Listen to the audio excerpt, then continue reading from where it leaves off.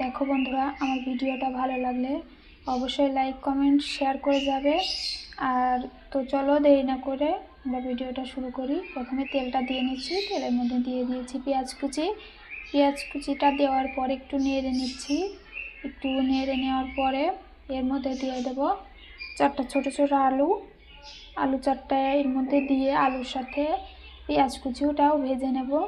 দুটোই ভাজা হয়ে যাবে। তো পেঁয়াজ কুচিগুলো লাল হওয়ার আগে এর মধ্যে দিয়ে দিলাম দারচিনি আর এলাচ, 2টা লবঙ্গ দিয়েছি।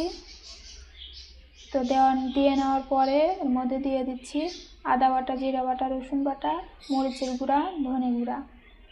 এগুলো দিয়ে ভালো করে একটু তেল দিয়ে ভেজে নেব। তেল দিয়ে ভেজে নেওয়ার পর এর মধ্যে যে বাটিটাতে বাটা ছিল সেই বাটিটা ধুয়ে এর মধ্যে একটু পানি দিয়ে নিচ্ছি। দেখো, সামান্য পরিমাণে একটু পানি দিয়ে নিলাম। পানিটা দিয়ে মশলাটা ভালো করে এখন কষিয়ে নেব। এমনভাবে কষাবো যাতে ভাজা ভাজা হয়ে যায়। তো দেখো, আমি কষাচ্ছি এখন। তো আমার কষানো শেষ হওয়ার পরের মধ্যে আমি দিয়ে দেব মাংসগুলোকে।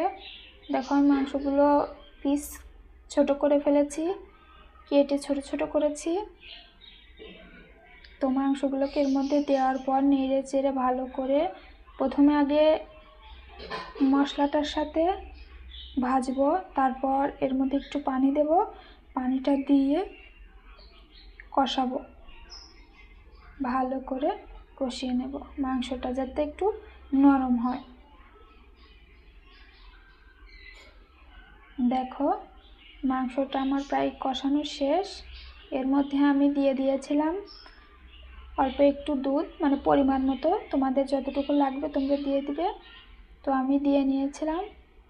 দেখো, আমার মাংসটা কষানো শেষ।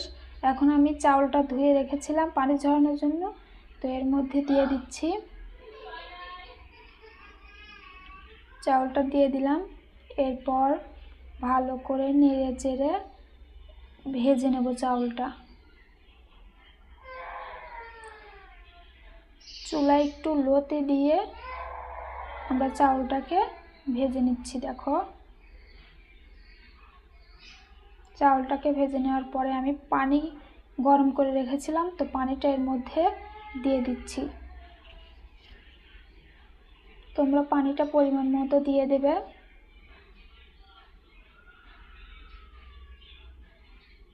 তো দেখো, পানিটা দিয়ে নেওয়ার পরে আমি এখন দিয়ে দেবো এর মধ্যে 4-5টা কাঁচা লঙ্কা।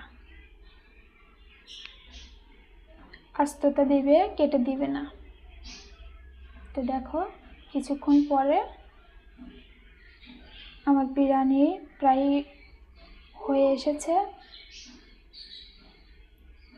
তো হালকা করে একটু নেড়ে দিচ্ছি। নেড়ে দেওয়ার পরে একটু ঢাকনা দিয়ে ঢেকে রাখবো, তাহলে চাউলটা ভালোভাবে সিদ্ধ হয়ে যাবে।